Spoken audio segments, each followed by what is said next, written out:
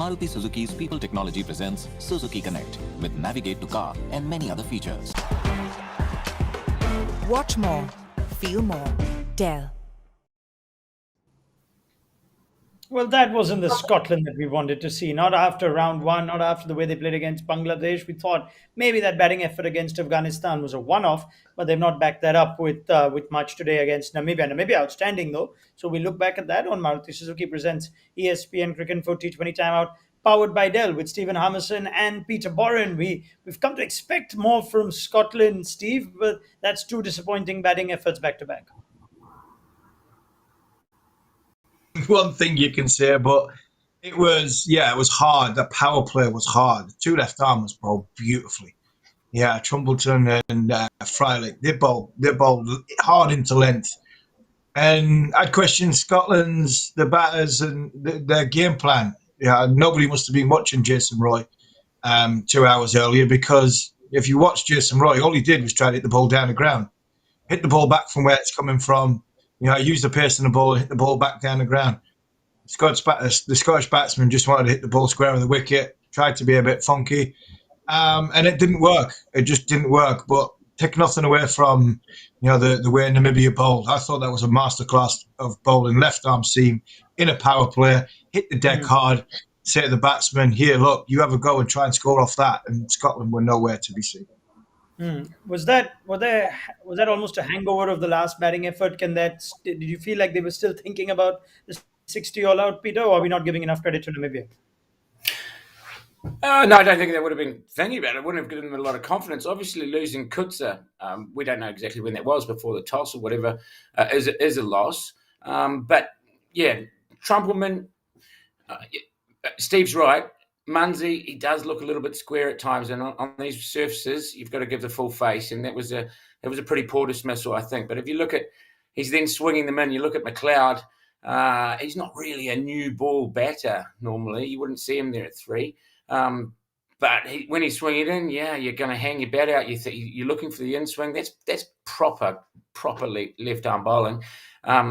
And then, of course, first ball for Berrington. And then he gets the in-swing at LBW. You've knocked over the 3 best players that Scotland have got.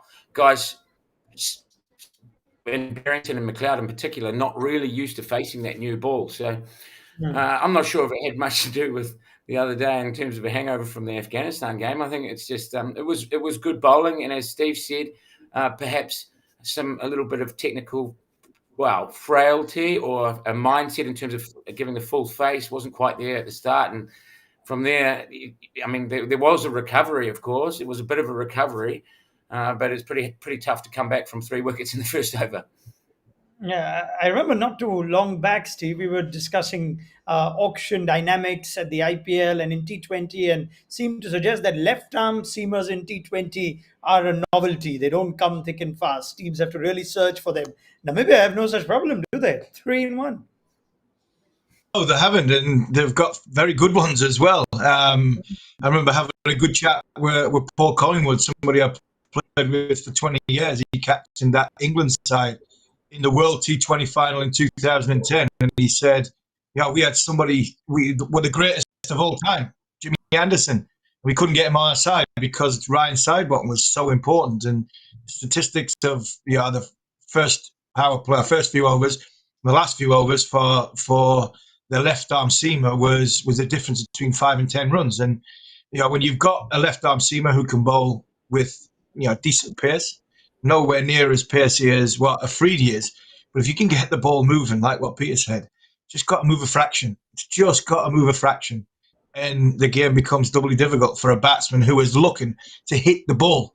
And the minute your head goes over and the curtain rail goes, well, then it's all over. It's cards and money. So we've seen so far in this tournament what left arm bowlers are, how valuable they are, and more importantly, when it moves, the batsmen just don't seem to be being able to line it up. And Namibia have got some good ones there, and that was pretty special power play bowling. I mean, we look at India and such a large bunch of people, but we still don't find a left arm seamer to make that final 15. It's not easy to find them. I'm wondering across the associate circuit how much Scotland would have used to be playing 12, 14 overs of left arm seam, whether that made it that much harder, Peter.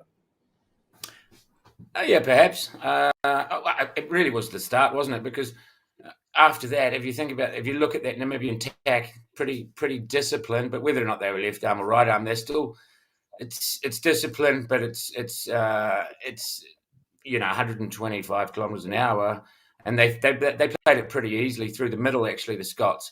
I'm not sure if it's the thing about the angle, but certainly at the start with that new ball particularly. And obviously left arm seam is also towards the end where they come around the wicket and try and hit wide hole with an older ball.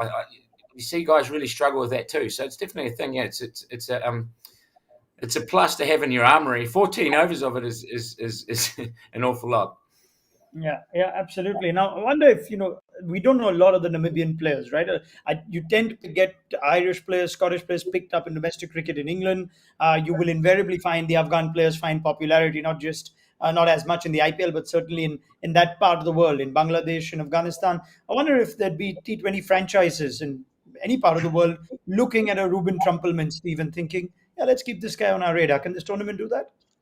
Yeah, I think so. I think there would definitely be looking at seeing of how we could get in qualification without being overseas, because I can see one or two players from Africa trying to use that system that it's hard. It looks as though it's harder to get in now.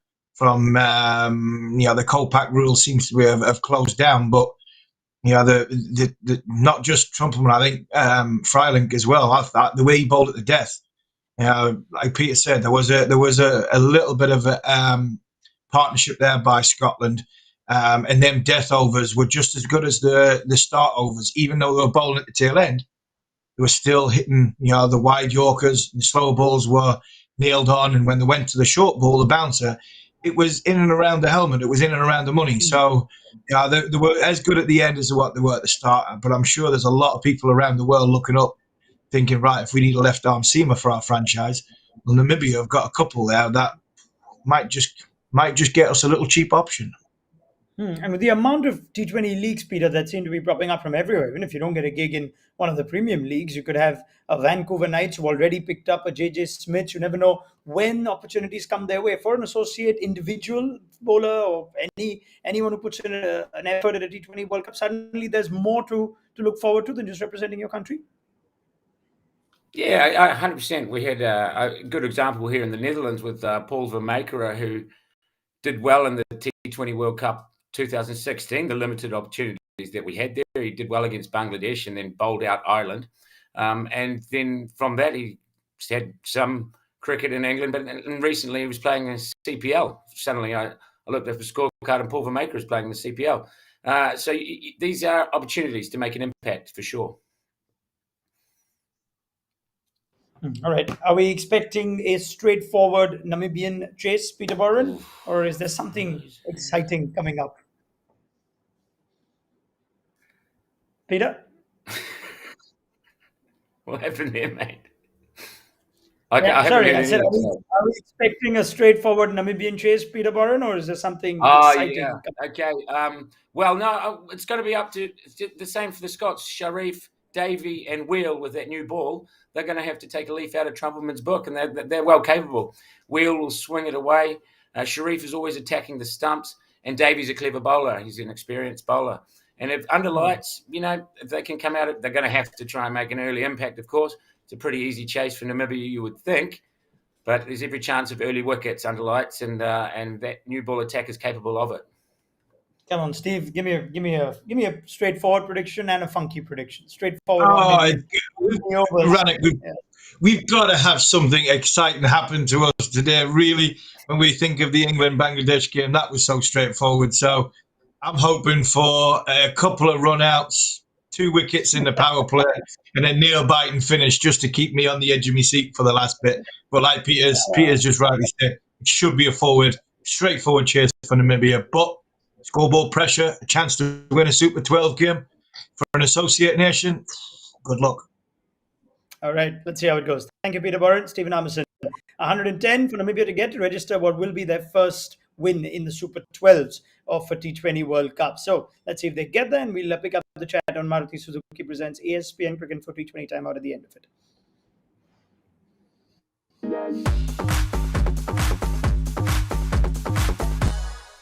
Maruti Suzuki's People Technology presents Suzuki Connect with Navigate to Car and many other features. Watch more, feel more, Dell.